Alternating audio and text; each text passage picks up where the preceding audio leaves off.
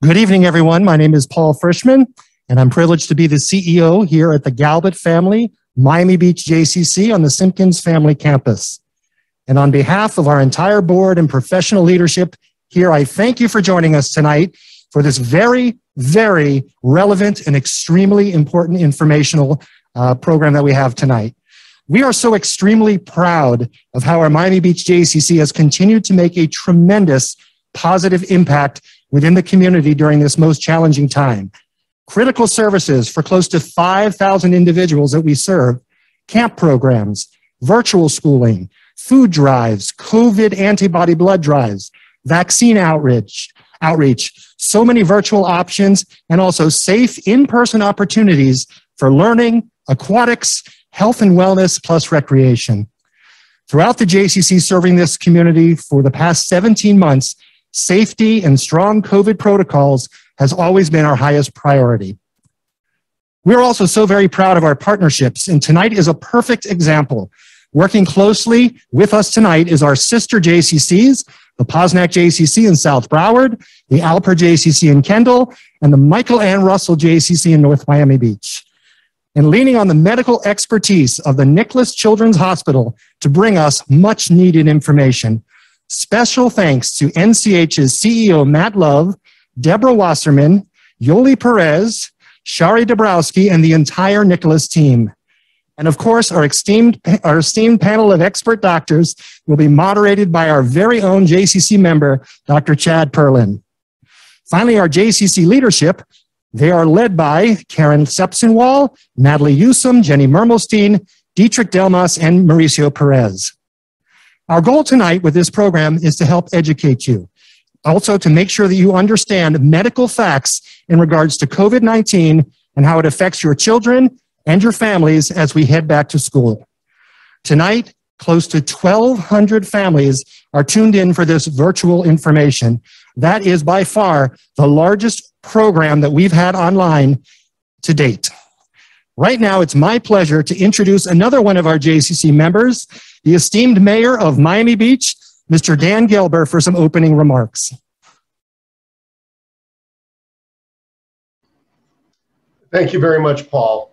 And I want to thank our own JCC and all of the JCCs who during this pandemic have really worked very, very hard to keep a sense of community in our areas, to provide a positive environment for our children. Really, we are here and in so many other places fortunate to have JCCs who have able leadership like Paul and his staff. And to the parents who are on this webinar, I know you're excited to get your kids back to school, and I want you to know, as a parent who's sending a high school senior back to school, I feel a lot of the confusion that's out there. The marketplace is so full of so many positions right now, so many arguments, so much information is out there. And it's easy, in fact, to find an approach that might be the easiest road because there's going to be somebody who's going to tell you just what you want to hear. It's easy to find support for a political approach. In our city, we have followed a very simple rule. Follow the science, follow the medicine. Find experts who don't have an agenda, but simply want to tell you how to address this. In my city of Miami Beach, one of the guys I play basketball with is Dr. Ari Cement at Mount Sinai. He early on, before even a single case had happened in Florida, called me up and said, you better get ready. You better gird the city for this. This is going to be a lot worse than people think. And you're going to have to start thinking about ways to change how we do things. And I trusted him and a lot of the staff at Mount Sinai, and we did. And we followed the recommendations. We followed our doctor's orders, even when the medicine was hard to swallow. My city, by the way, of the 10 biggest cities in Dade County, has by far the best results on the major metrics, despite the fact that we have a pretty elderly population here. We still perform better than every other large city, essentially, I think, because we follow the medicine and we listen to doctors like Dr. Cement. So tonight, parents, you are doing your job, and you're doing it well because you're going to listen to some of the great minds in this area, not people with an agenda, but other than to just tell you the best science and medicine they know. And they'll answer your questions and they'll give you a chance to figure out what you're comfortable with. But it's so important that you stay informed, and it's so important that you have access to the experts who know. And you're doing your job right now, and I want to thank you and the JCC for helping us all do it. So have a great session and have a great school year, and I hope all your kids do wonderful things this year and that they're health and safety, God willing. Thank you all. Well, good evening, and thank you so much, Paul and Mr. Mayor, for the warm welcome. On behalf of Mr. Matt Love, our health system CEO, and the entire team at Nicklaus Children's, we are so honored to be here tonight to serve our community at such an important time. Our hospital was founded in 1950, and shortly thereafter, as polio engulfed the nation, we became the regional treatment center for caring for children affected by that virus. Tonight, we are so proud to be able to continue that long tradition of providing world-class pediatric care. Over the last few weeks together, we've talked to many families, and we've heard their concerns and listened to their questions. And tonight, we'll share those with you as we navigate together this new surge of COVID-19. Before I begin, allow me to introduce myself and the panel that's here with us tonight. I'm Dr. Chad Perlyn, the president of Nicklaus Children's Pediatric Specialists. Tonight we have Dr. Maria Franco, a pediatric pulmonologist or breathing and lung specialist. Dr. Marcelo Laufer, an infectious disease specialist in pediatrics. Dr. Milla, the lead pediatrician in our primary care centers. And Dr. Mark Mestre, who's an expert in pediatric hospitalist medicine. As you notice, I'm not wearing a mask right now. I'm going to ask the panelists to remove their masks as well. Please note, and I'll repeat this later in the session, that we have all been vaccinated and we're PCR COVID tested this afternoon. Everyone else in the room is wearing masks, so thank you. Our goal tonight is to share what we know and what we don't know about COVID-19, and to do so in a way that inspires prudence, not panic. We're all parents, and we all have the same concerns and are grappling with many of the same decisions that you are. All of us want our children to stay happy and healthy as the school year begins. But tonight, not as parents, but as pediatric experts, we're going to share with you, through your questions, our experience with COVID over the last 18 months, both locally, as well as sharing the national consensus from scientific and pediatric societies. And so with that, let's begin. Thank you all so much for being here tonight. Dr. Mestre, why don't you start by telling us, what are we seeing locally in South Florida? We've heard a lot about Florida, but tell us about Miami in particular and this area. Thank you, Dr. Perlyn. I do want to share this chart that we brought and just kind of go over some of the statistics that we're seeing in the area, more specifically what we're seeing at Nicklaus Children's Hospital. During the beginning of the pandemic, we've all heard the story that children weren't very affected by the COVID-19 infection. At that time, children were only making up about 2% of the infections across the country. And as time has gone on across the country, we have seen the increase in pediatric infections increase to about 14% of the infections that we're seeing on a weekly basis. And that's shown here in terms of what we're seeing in regards to our visits and our hospitalizations. We're definitely seeing an increase in visits to our emergency departments and our urgent care centers across the country, across the city. And that's translated into increased admissions into our hospital and requiring hospitalizations for children. As you may have heard in the news, children's hospitalizations are at an all-time high, but thankfully, those children typically do very well. What we see here in our chart is that back in July of 2020 was our peak prior to what we're seeing now. That's when we were seeing children being hospitalized. You can see in the month of July, we had 118 patients hospitalized at Nicklaus Children's. Starting in about mid-July, we started seeing an uptick in terms of the patients that were coming to our emergency departments and that were becoming positive for COVID-19 and translated to increased hospitalizations for children. You can see in the month of July, we saw 73 patients that were admitted. And now, midway through August, we're already at 80 patients. As you can see, if we continue at this pace, we will see many more patients that we saw in our peak in July of 2020. Thankfully, as I mentioned before, children do relatively well with the vaccine, with the virus, especially if they're vaccinated. We have not seen any patients, we saw one patient that was admitted to the hospital that was vaccinated, but that patient was immunosuppressed. All other patients were not vaccinated. So many of those that were eligible for the vaccine and received the vaccine did not require hospitalization. And as you see here, currently our positivity rate, just to give you an example, in June when we were at one of our lowest rates, we were about 1% to 2%. Our current positivity rate is 7-day positivity rates at 15.7%. So 15.7% of our patients that are tested return as positive. On a good note, we're hoping that we're reaching a peak or a plateau. As you can see here, we've reached a steady state, but again, with school starting soon, we're going to see if that changes or not. This is one of our lowest positivity rates that we had yesterday was 58 positive tests across all our centers. And in regards to what we're seeing for those patients that are hospitalized over the last 2 weeks, we can see most of our positive tests are in children from 0 to 11. Again, that population that cannot be vaccinated. 75% of the tests that we have been that are positive are in that population, and 25% are in the 12 and above. But in retrospect and looking at our hospitalizations during that time, we are seeing a greater percentage of the patients in terms of hospitalizations for those 12 and above. That tends to be our population that tends to be a little bit more risk, especially those who may be obese or overweight. So 46% of that population is what's hospitalized. You would think it would be equal to the 25%, but actually they have a greater risk for hospitalization. So those are the trends we're seeing here locally. Nationally, are seeing similar trends, especially in the South, where we're seeing an increase in hospitalizations.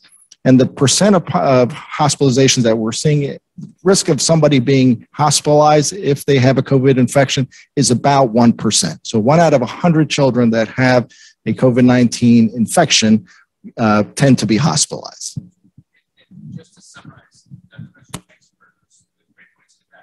those 1 in 100 children who are over the age of 12 with vaccine, we've only seen one child, is that correct, who has been vaccinated and hospitalized? That's exactly right. And that patient was immunosuppressed. So those patients are going to be at even higher risk.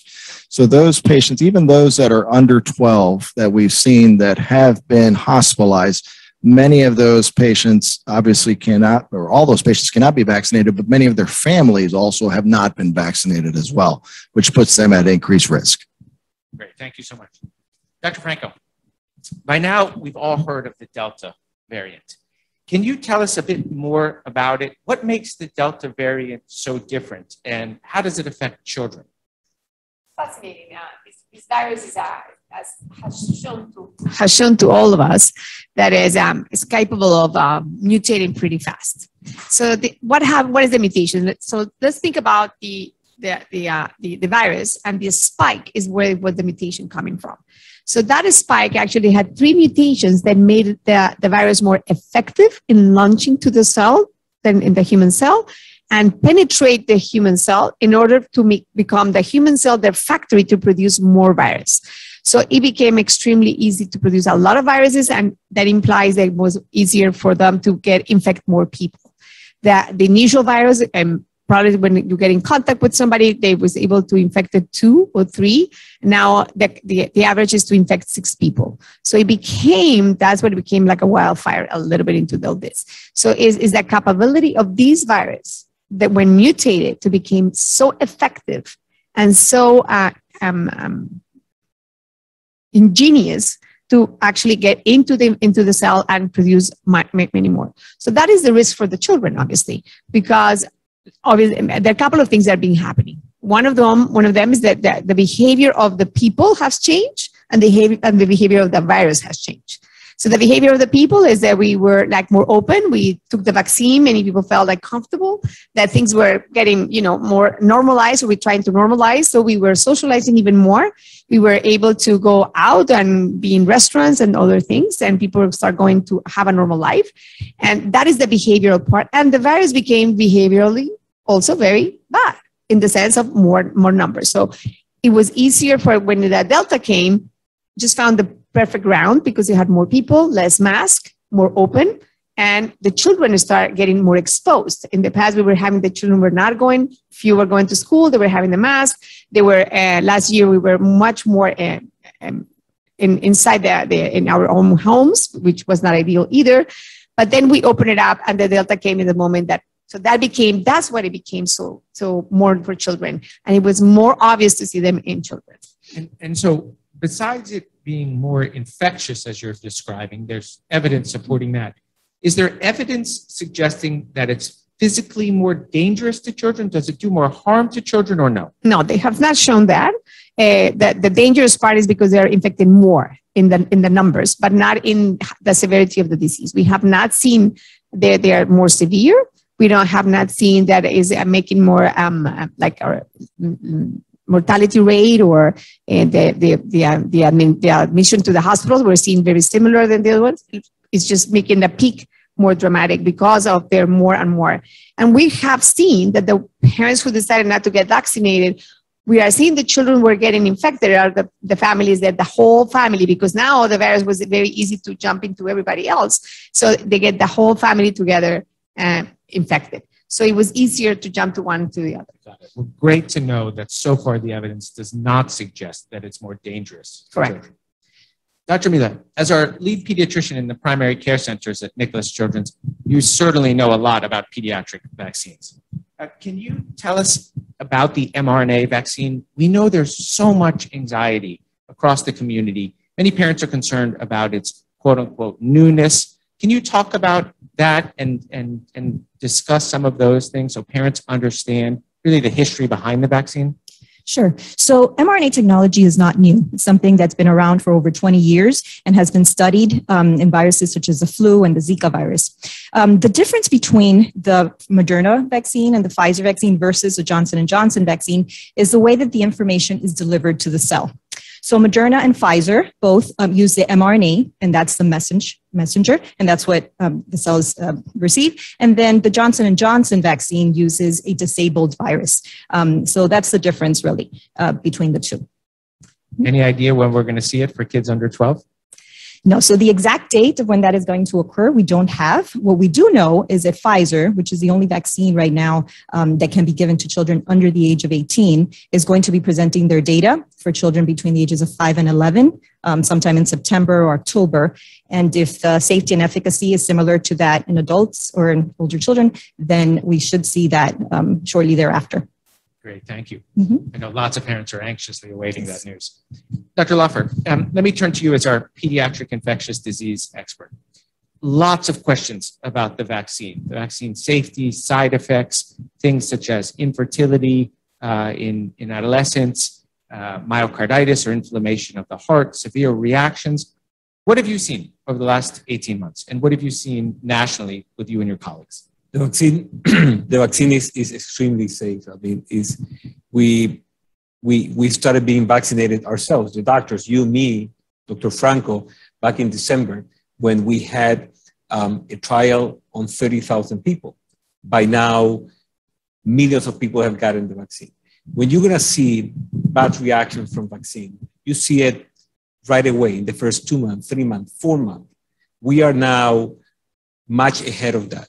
What are we seeing? What are we seeing in pediatrics? We're seeing the same thing that the adults are seeing, the little bit of an arm pain, a little bit of low-grade fever. We have not seen the anaphylactic reaction that was so expected in the beginning. And regarding the myocarditis is an entity in which have inflammation of the heart.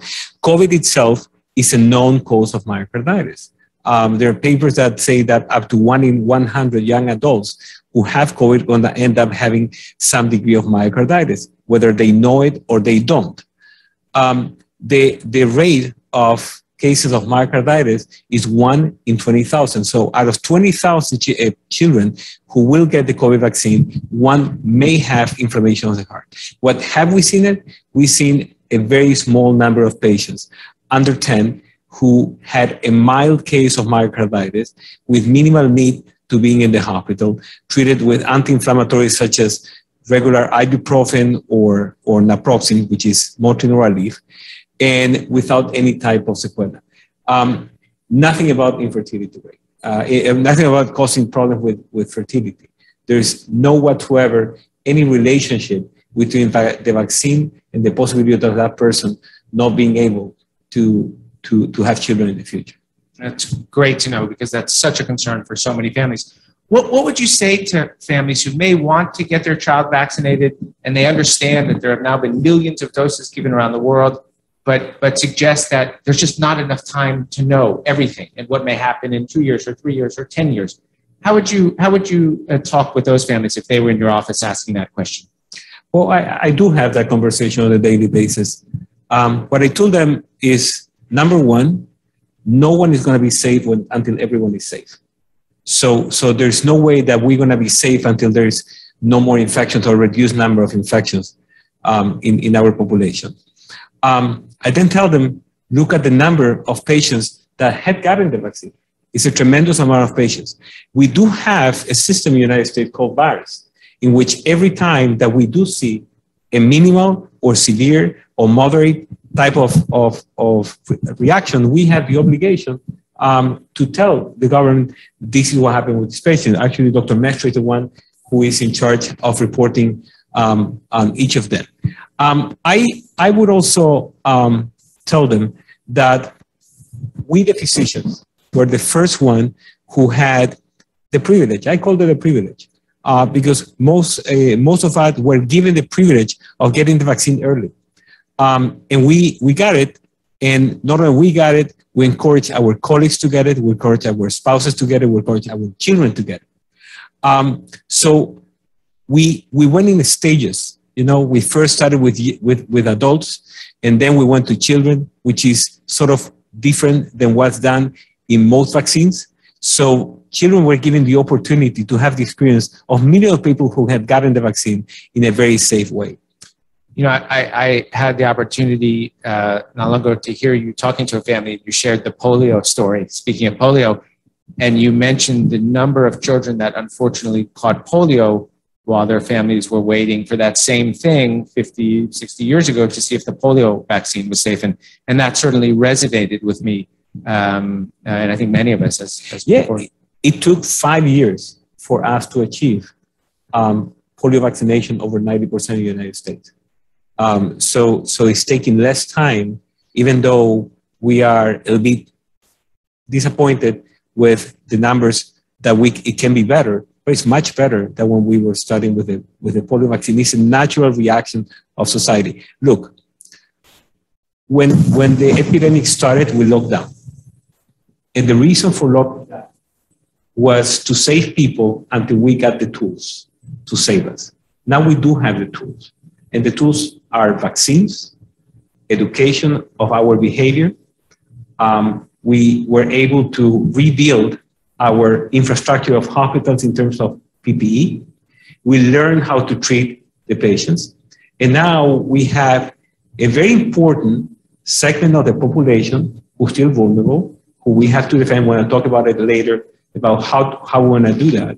But we already did what we had to do, locking down so we can be at this stage. And now we have the tool. Now we have to use it. Vaccines in the refrigerators are not as good as vaccines in the arms.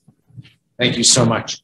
Dr. Mestre, we have a lot to talk about tonight, but I just want to touch base on it because you were one of the physicians who first reported to the CDC some of these very early concerns about myocarditis. Nicklaus Children's was involved in that very early on.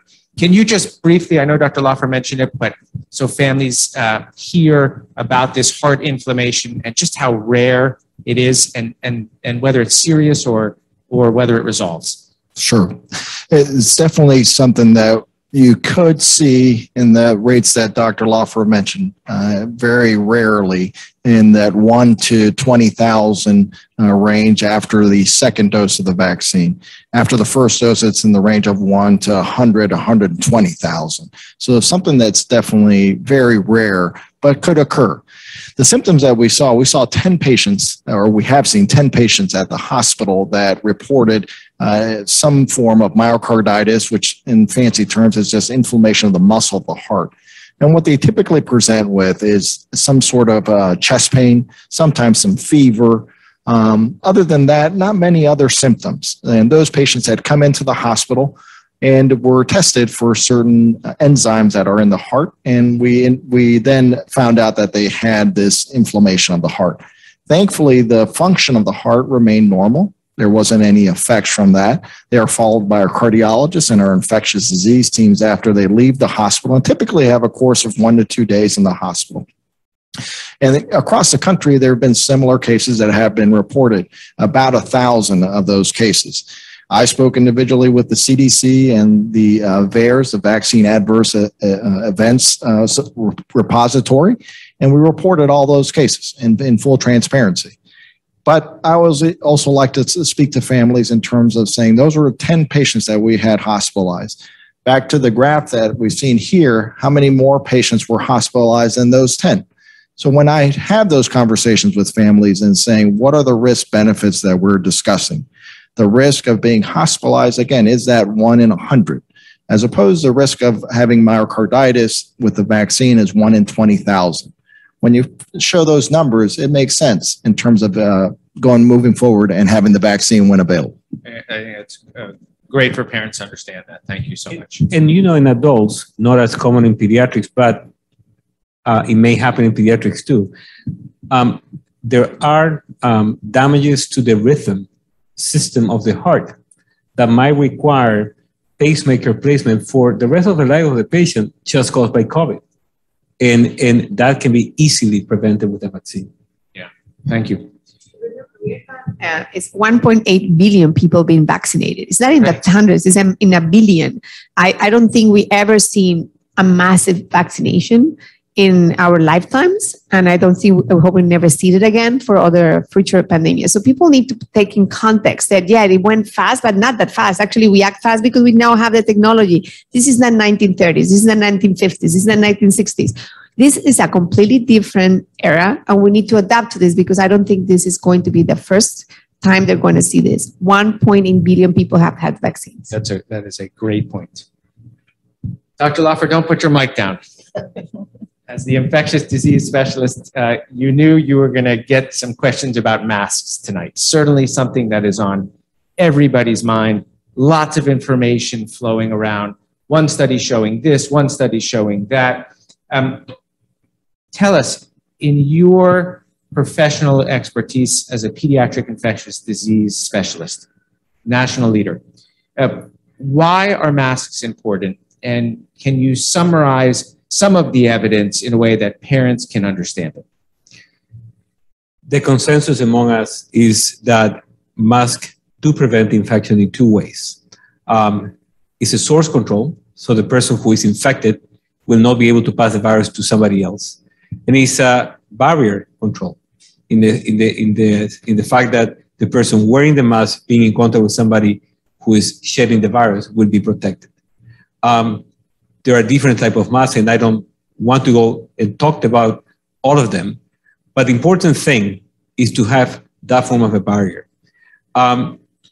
Maybe later we're going to discuss the type of mask, but what I want to concentrate now is on those 2 pies.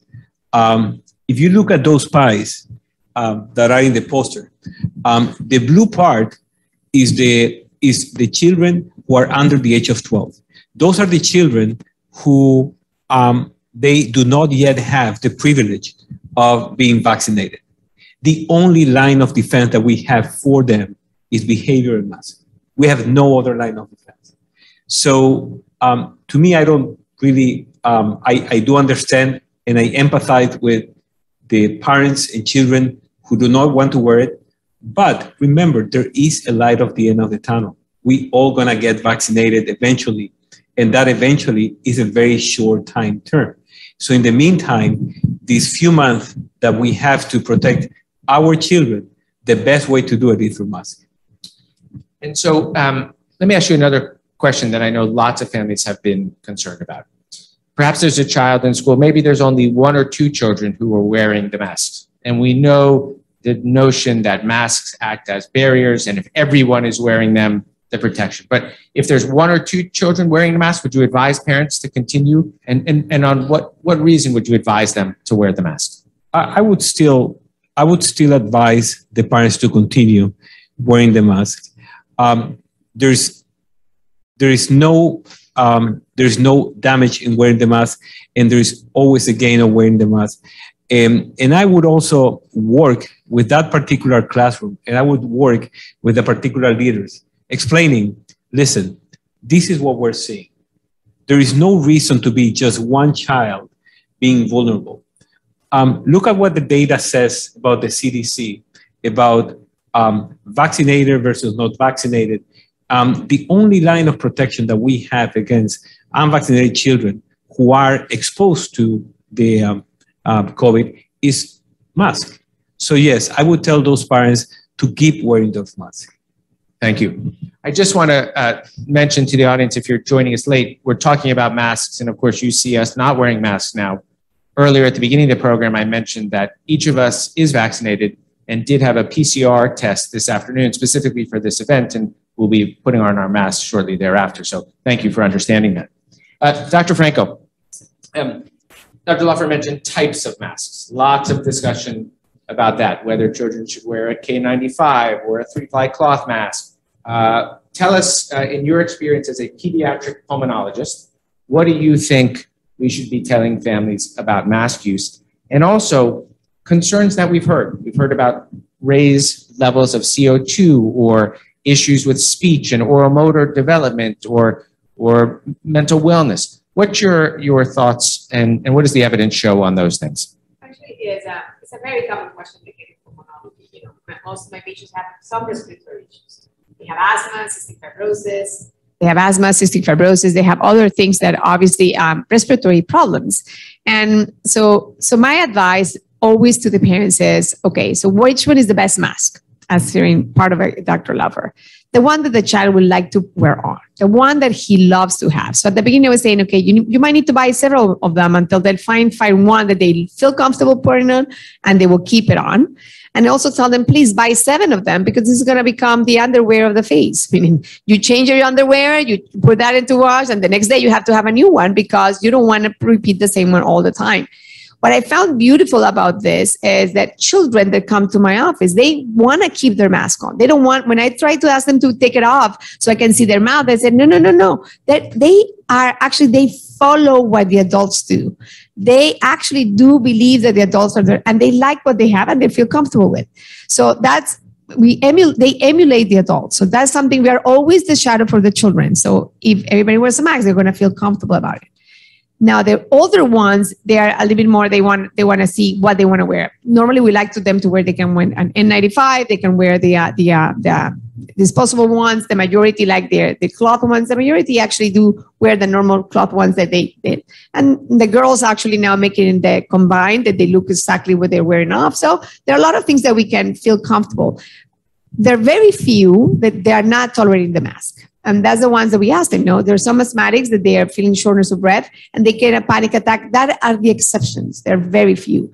Not because there is no evidence so far and so ever. There is not one single study that we have seen with good validity that show that actually the CO2 goes up, implies that you get intoxicated with your CO2 or decrease of oxygen level. We have not seen that at all. Imagine if that happens to surgeons who stay 12 hours doing surgery, everybody will be dying at that time. So we don't see that.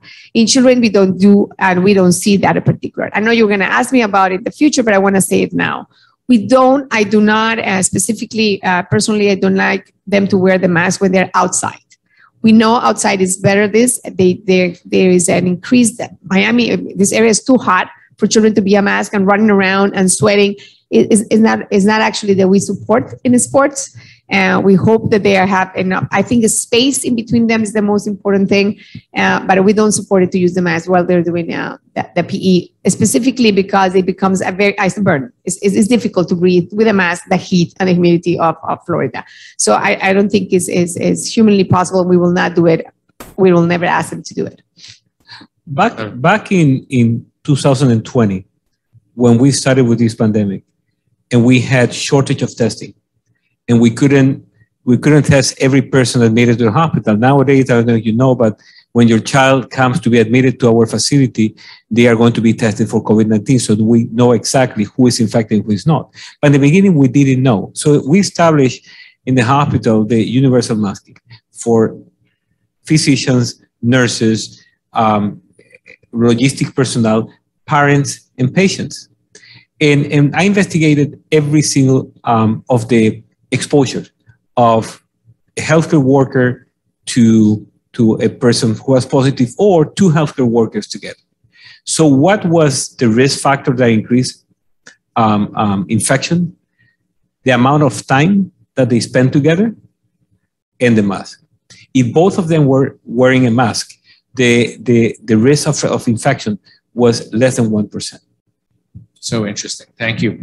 And so I just want to summarize the mask issue and feel free to join in. So it sounds like for the older children, a KN95, not necessarily an N95, a surgical a respirator, that type mask, but a KN95 if they were comfortable with it, or even any 3-ply surgical mask, which is what most of us have worn throughout the entire pandemic. I myself, most of the time, that's been the mask that I've worn.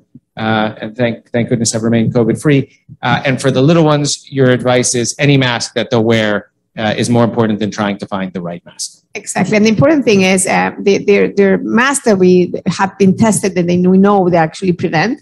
So we tried, and that's what actually they're selling more often. So unfortunately, the industry pick it up.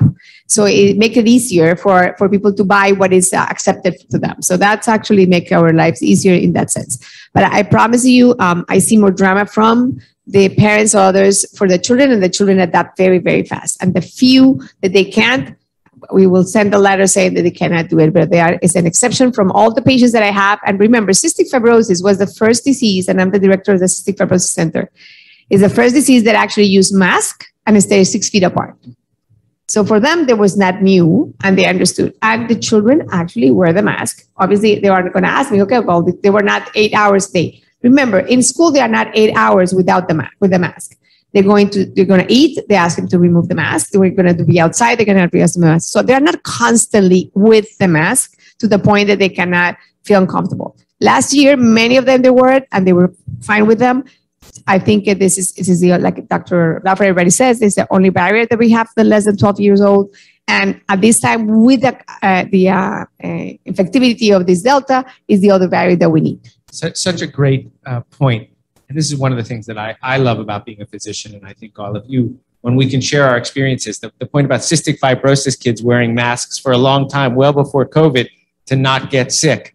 I think that right there is telling in itself. Let me, Dr. I see you have your microphone, but let me move to Dr. Milla for a second, because I think a lot of families still this concern about CO2 rise or the oral motor, speech development, things like that. And particularly, we know that there's really, as Dr. Franco said, there's no good supportive evidence of the CO2 issue or the speech and language development. Tell us, though, what are some ways that families who are concerned about their children, either with speech and language issues not being seen by other children with a mask on, or just the mental wellness of starting a new school with a mask on their face? As a pediatrician, what's some advice that you and your colleagues are giving kids? I'd like to answer that question by stages of development, right? So for the young ones, the preschoolers, the 2 to 4 year olds, those kids learn through play, right? So we know that. And so ways that parents can help them normalize the use of the mask is by using play. So if it's a paper mask, they can maybe, put some stickers on it, decorate it, play with the parents. If the parents are wearing it, that's a great way to introduce the concept of wearing a mask to them, because they see, okay, my parents are wearing it. That's what I'm supposed to do. They imitate behavior as well. So that's for the preschoolers. Then the school-age children, those children learn through information. They like to know, why do I have to do this? What is the purpose of me wearing a mask? So teach them that wearing a mask is going to prevent them from spreading germs. It's not only going to protect them, but it's also going to protect others. They like to be helpful at that age. School-age children like to help others. And so if you tell them you're going to be protecting your friends, you're going to be protecting your family, you're going to be protecting the community, they'll be more apt to want to do it.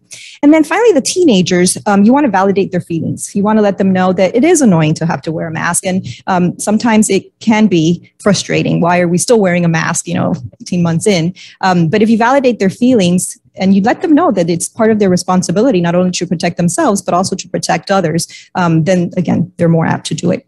Some of the things that I tell parents that they can do, especially now when school starts, because they're going to be going in and meeting their friends at school, maybe some that they haven't, met before. Maybe they can do like little buttons with, their picture. So, to remove the mask to show them their face. Other things that they can do is maybe do little Zoom meetings with a few colleagues, and they can, play without their mask. And that'll be a little bit of like a play date. And they'll be very excited to do that. I love how you said that I have to do Zoom meetings with their colleagues. Look what we've all been through over the last few years, right? I think Zoom play dates with their friends, but I love how you said that. So it's fascinating that people say about the speech. Actually, the way you learn is also hearing, listening, and you're not going to be without the parents are not wearing the mask at home. So it's not limited into that. So there is no evidence so far, and they have not shown that the evidence is that it will be a delay. And we don't even have enough right now evidence of any of this, because we haven't exposed enough these children to say this type of thing. Children adapt faster than adults. We are more fuzzy than children. They cry easier. I think probably will be better for us if we can cry, because it will make it a little easier. They move very fast. They know, and they move, and they adapt. We are the ones who stop the adaptation into them. No, I think that's great. And as you said about the Zooms, I mean, I love that idea, especially for kids who are going to be in schools where all the children may be wearing masks, to set up some play dates online before, so the kids get to know and see each other. I think that's great advice you shared. Dr. Mestre, another big question. So we've been talking about masks and for kids in mask schools, but what about the parents who are concerned, whether it's daycare or the younger kids, where masks are really not even an option if you wanted your child to wear one? Lots of concern about kids in close proximity, even the older kids eating together and things like that in school. What are you telling parents, and by all means the rest of the panel, in these situations? Yeah, what we got to do as a community is try to protect them as much as possible. Those are, as I love the way Dr. Laufer puts it, in terms of they have not had the privilege of having that opportunity to receive the vaccines. And as we see in the hospital, many times when we have those children under 12 that haven't had the opportunity, their family is infected. So what we recommend is for those parents that are with children that are younger than 12 that can't get their vaccine, is for them to get vaccinated. And if there are any siblings in the home, for them also to get vaccinated. And everybody's going to have to do their kind of risk-benefit analysis. Every family is different, and we understand that. And we don't try to be dogmatic in terms of saying everybody has to follow the same recommendations. That family that has the immunosuppressed sibling or relative in the house may not be willing to take that risk that the child might get infected and bring home the COVID infection. We are seeing now that younger children are able to spread it better than we thought before, especially with the Delta variant. So again, that is a true risk. So if you have a member in the home that's immunosuppressed, it may be worthwhile keeping that child at home if possible. Again, thankfully, we see all these children that have these infections. 99% of them do not require hospitalization. The mortality rate is 0.008%. So you may ask me, well, why even get vaccinated if that's the case? Well, part of it is, number one, to protect the child, but even if they do get infected, they will do relatively well, but it's also to protect our community and to be able to protect those that may not be able to be protected themselves, so the children aren't spreading it to those vulnerable individuals. So in summary, basically having that conversation with your physician and doing the decision that is best based on your risks that you have within your own families. I think that's a great point also you make about talking with your primary care doctor or your pediatrician. The pediatricians in the community have been absolutely amazing. And I think that's a great point to reach out and talk, because they're a tremendous resource as well for all the families. I do want to give kudos to all our clinicians in our area and our political leaders that have. In Miami-Dade, we actually have the highest vaccination rate in all of Florida.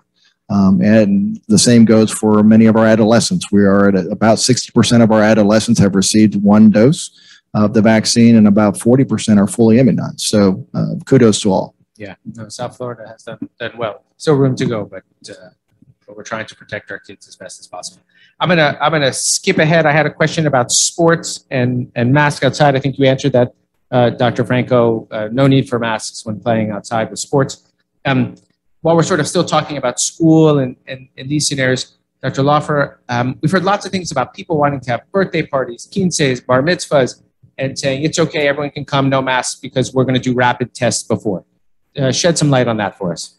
Yeah, not every rapid test is the same. I mean, the test that we had today was a rapid test, but it was a PCR-based test.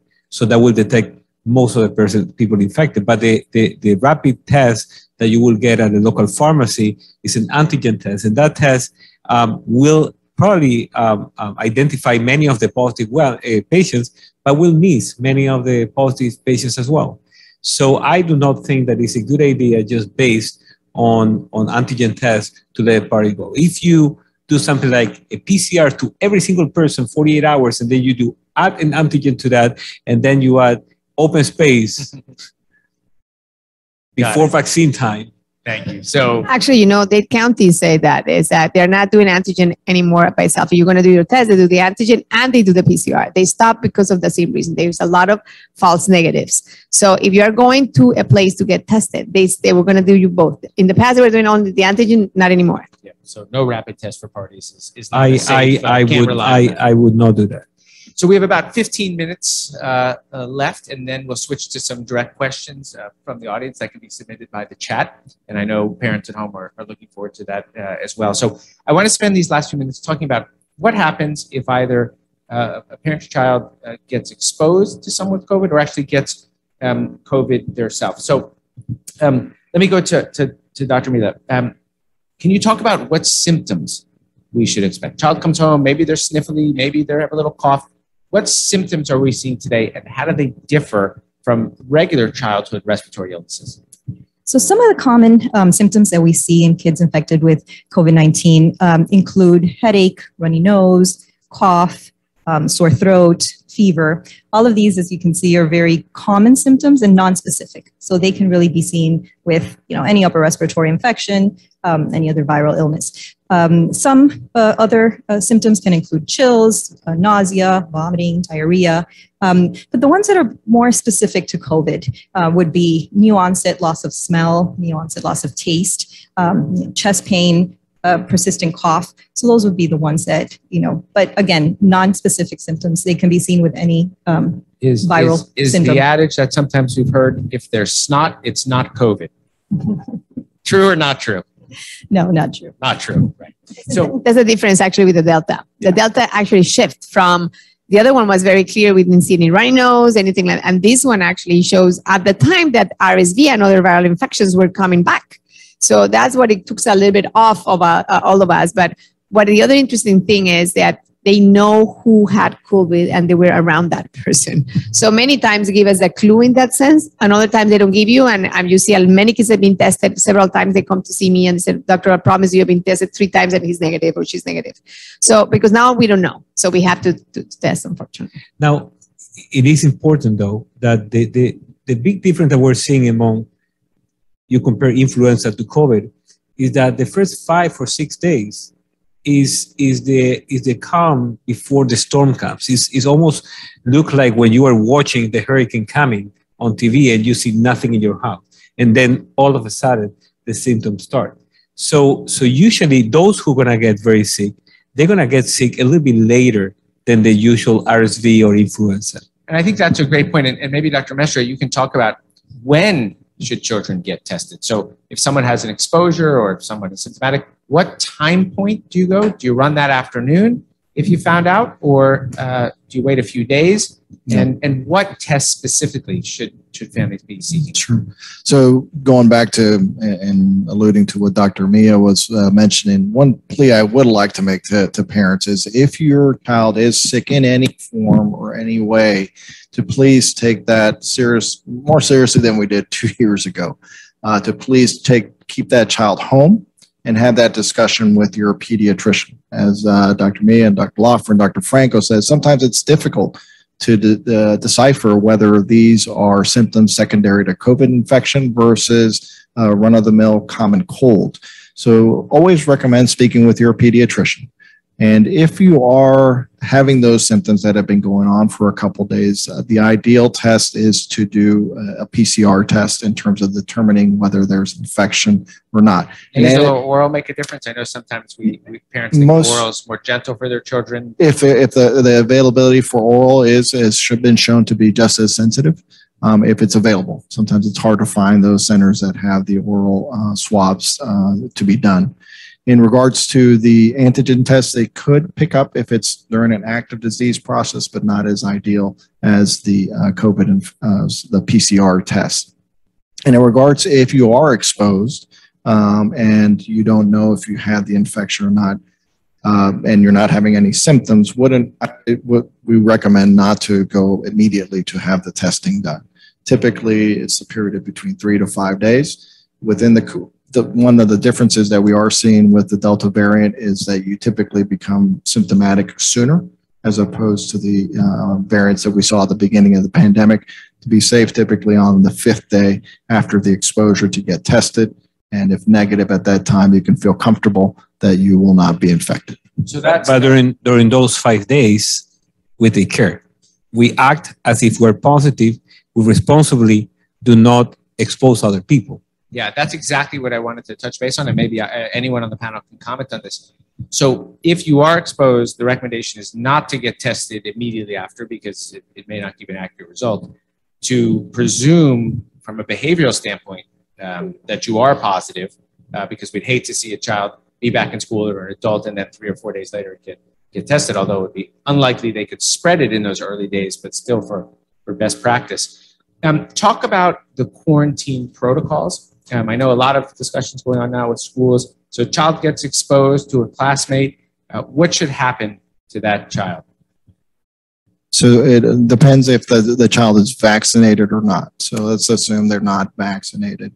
Typically they're within 6 feet for a period of 15 minutes and cumulative throughout the day, whether they're wearing a mask or not, then at that point they would require quarantine. Quarantine is typically within 10 days. There are some discussions in terms of for those that are vaccinated. So if that individual is vaccinated and is not having any symptoms, as Dr. Laufer mentioned, you need to be wearing a mask and assume the possibility that you have an infection and then get tested between 3 to 5 days. Again, if you develop symptoms, though, immediately get tested. So if you have symptoms, as you said, get tested. If you get exposed and it's a known exposure, a meaningful exposure, it's 10 days quarantine and get tested a few days after, not right away. Correct. Again, ideally at around 5 days. Great. That's so helpful. If any of the other panelists want to add anything, now would be a great time. I'm going to say one more time to our viewers tuning in, at the end of the program, you see us not wearing masks. That's because we are all vaccinated and we're COVID tested with PCR tests specifically before the event this evening, and we'll be replacing our masks thereafter. I'm going to switch to my phone now. If anyone wants to make a comment, while I switch to my phone, they've set it up so that I can get the chats to my phone. I'd like to add, if we have, about I was talking about tools that we have to minimize disease severity. If please do not start on steroids right away when you were exposed. Please, we've seen many patients who come and they start taking medications like prednisone or dexamethasone early on, and that is not a good idea. there is available now a treatment for those who are at high risk for progression to disease. This is one of our first questions, so go for it. Oh, I see really? it on the list already. Okay, so there is a medication now. Well, that medication started really a long time ago. We're on the second generation of medication, and it's called the monoclonal antibodies. And those are type of medications that you can use to prevent the person who had been infected from having severe disease. That medication is not available to every single person. In the case of pediatrics, has to be ages 12 years and over and 40 kilos or over who has certain risk factors. For example, morbid obesity, diabetes mellitus, sickle cell disease, immune deficiencies, severe asthma, not any type of asthma, or cystic fibrosis, cancer, or patients who have inflammatory bowel disease like Crohn's and ulcerative colitis and getting that type of treatment. And the importance about that medication is that it works when you are not that sick. If you want to get the medication day 7, 8, or 9, what I was telling you earlier, at that point, the effectiveness of the medication is not as good. It's supposed to be in the first five days of the disease. So that's why we encourage people. For example, my patients who come and they're eligible for it and they haven't had the vaccine for X or Y reason, or even they had the vaccine and there's a breakthrough in the vaccine, I tell them you need to come immediately. In the 5 days, because after 5 days it's more difficult to get But the take-home message for our families is healthy child gets COVID, you do not need to run to the emergency room for a regeneration. Right. So the mainstay of therapy for otherwise healthy children continues to be supportive care. Perfect. Thank you. Wow, so many questions on the list. Let me just share with everyone watching at home. This will be recorded and posted. I see lots of them that we discussed and perhaps folks turned in later regarding myocarditis, infertility in the vaccine, lots of things. So by all means, please, we'll share this online and you can go back and many of these have been answered. There's a question about the peak. Dr. Mestre, do we know when this is going to peak? Is it going to peak? Yeah, I wish I knew the answer. And I would be going on every news station if I did. But what we're trying to see is in terms of what we saw in the UK with the Delta variant, it was a rapid onset peak and a rapid decline. And they're kind of going still through the decline at this time. And we're about 2 to 4 weeks behind what would the individuals in the UK are seeing. Although it's a little bit different. Obviously, it's a different environment, different vaccination rates, so it's difficult to predict the peak here. We've seen here where we're in that rise in the south, where other areas in the country haven't seen it yet. My prediction is that those areas will see it a little bit later than us, and we'll be on the downside of that. So I'm hoping we're at our peak now, and that we're getting over it, and we'll soon be on the decline. Obviously, with school going back, it's something we'll keep a close eye on. But at this time, nobody knows for sure when will be that peak. And unfortunately, like in England, they did a lockdown when they saw that. The behavior changed immensely. We didn't. We continue our lives normal, and because we have available vaccines. That's the incredible part of it, is that we still have available. What I do see, thank God, in a way, you put it that way, is I'm seeing more families finally saying, okay, I'm going, and there's a whole family getting the vaccine, 4 or 5 of them at the same time. I want to share a case that we had last week. It was a girl, 13 years of age, who came with severe pneumonia, spent 10 days in the hospital. And then when I do the history, normally, I assume that they're going to tell me, we are not vaccinated, we don't believe in the vaccine. And there were 6 people in the house. And she was the only person under the age of 18. And everyone was vaccinated by her. And when I asked the mother, why isn't she vaccinated? She told me, I don't know. And so when you talk to friends and you see that they decide not to get vaccinated, find out, believe it or not, some people who are eligible, they don't know that they are. So she didn't know that the vaccine was available for adolescents under 18. And she ended up for 10 days in the hospital. Yeah, They're very sad. Of education is one of the best tools we have in this disease. I do want to mention for the audience, we do offer the vaccine at Nicklaus Children's, and we have it on Tuesdays and Thursdays from 7 a.m. to 7 p.m. and Saturdays from 9 a.m. to 2 p.m. Walk-ins are welcome. So we do offer it at Nicklaus Children's for children between 12 and 21 years of age. How many have you done? We've administered for those between 12 and 21, we've administered approximately 7,500 doses. Wow, just at Nicklaus.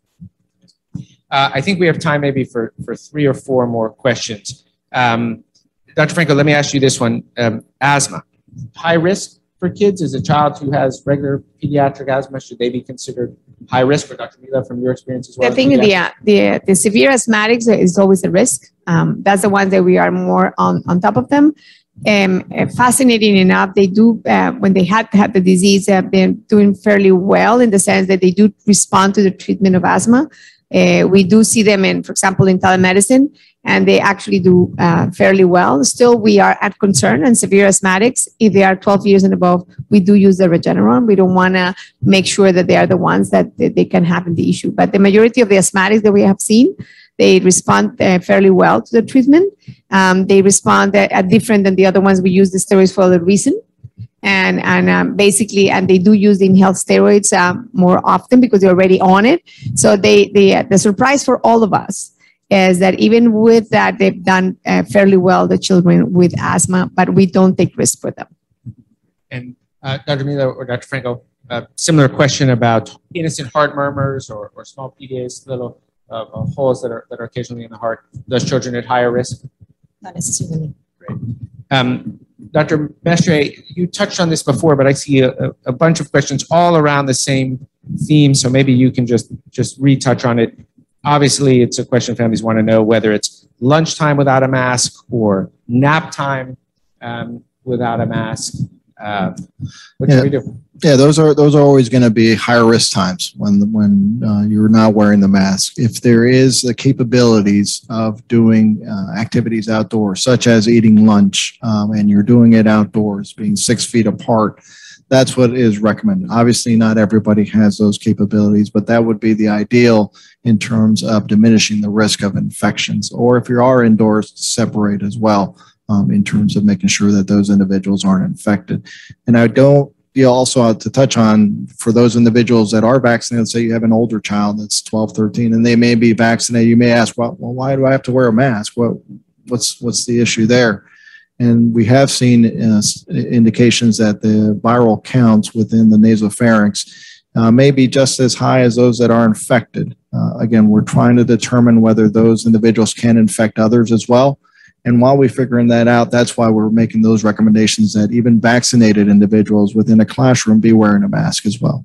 And remember, the American Academy of Pediatrics thought very truly about this, about masks, about what we should do. And there's a panel of experts before they came up with this recommendation, because, this is the entity that actually make these kind of rules and regulations, or at least recommendations.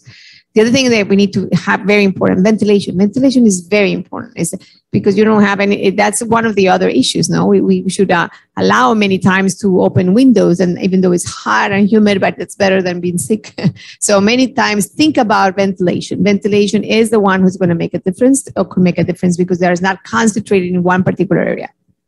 Great, thank you. I think we're going to go to one last question.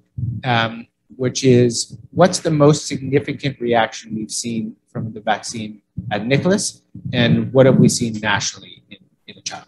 Sure. So the immediate reactions that we monitor are for any degree of what we call anaphylaxis. What Dr. Laufer had mentioned earlier is an allergic type reaction. We've seen 2 children that had some degree of a reaction, but those self-resolved after we evaluated them for a little bit longer period of time. Other than that, we saw no other immediate reactions on any of our other patients that received the vaccine. In terms of the other not longer term, but I've seen a few days after, as I mentioned before, in terms of the myocarditis, there have been reports of perhaps what we call Bell's palsy that's limited and self-resolves. Again, I wish I could tell you every vaccine is 100% safe and there is no side effects, but the minimal side effects that we see with the Pfizer and the Moderna and the Johnson & Johnson vaccines, those benefits that are provided for it way outweigh any of the small risks that there are. Great, thank you so much. Well, I want to thank everyone, but before I thank the panelists to wrap it up, I really want to thank Paul and all the efforts from the JCC. Of course, Karen Seppenthal from the JCC as well. You really did a tremendous job this evening helping facilitate and share this information. You've heard me mention education being one of the most important tools. And without the help that you put on, and of course the Alper, David Posnack, and Michael Ann Russell, JCCs, for being a part of this, this event wouldn't have happened. So we're all very thankful to you. Mayor Gelber, thank you for your involvement and participation in the evening tonight. To our Victor Center colleagues at Nicklaus Children's, Debbie Wasserman and Sherry Dabowski and Yolanda Perez, we're grateful for all of you for the work that went into this evening tonight. And of course, the Nicklaus team that helped put this on, from our communications folks and IT team, really was tremendous. Thank you. I want to thank the panelists, Dr. Mestre, Dr. Milla, Dr. Laufer, and Dr. Franco. Thank you. I know that this was really a very meaningful event to all of you to be able to participate, and I hope the community found it as well. There's no perfect or easy answers, and I know as parents and physicians, you try to give the best advice that we know, so we're grateful. I also want to thank all of our medical community who may be listening tonight, from all of the first line docs who are back again. We say it's like the fourth quarter of a game, that we don't know when the clock's going to run out. So thank you to you, to the community pediatricians, and everyone out there who's trying to make a difference. We appreciate all of you. So thank you so much, and good night.